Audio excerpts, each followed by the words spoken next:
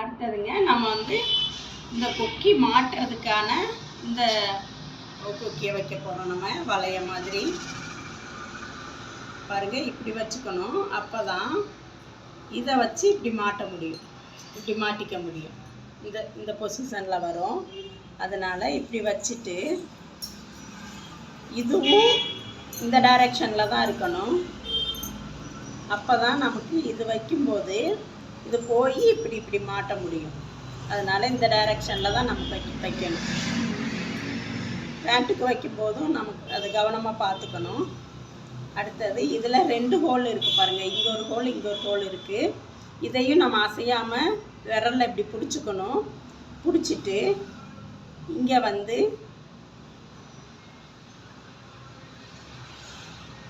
ஒரு 4-5 தடவை இந்த ஹோலில் ஊசியை விட்டு நம்ம நல்லா தைச்சிக்கணும் அசையாமல்.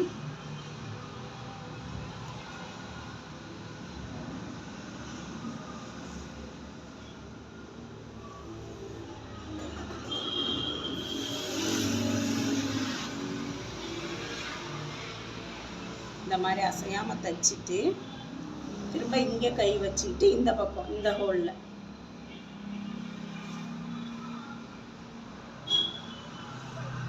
கையில் குத்திராமல் ஒரு நிதானத்தில் வச்சுக்கணும்.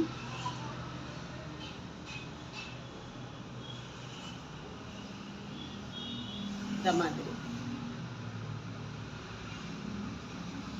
இதை முடிச்சுட்டு இந்த மாதிரி நூல் வரக்கூடாதுன்னா நம்ம அடிப்பக்கமாக குத்தி திரும்ப இந்த ஹோலுக்கு கொண்டு வரலாம். இந்த ஹோலுக்கு இப்போ இந்த மாதிரி நூல் வர வேணான்னு சொன்னால் நம்ம வந்து இந்த ஹோலுக்கு இப்படி கொண்டு வந்துக்கலாம்.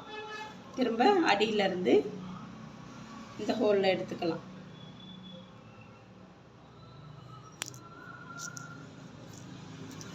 மாதிரி 2 பக்கமும் நல்லா நீங்கள் ஃபுல்லாக டைட்டாக இருக்கிற மாதிரி தைச்சி வச்சுக்கலாம். இப்போ பாருங்கள், இது இங்கே மாட்டும். இந்த நூல் கட் பண்ணிக்கலாம்.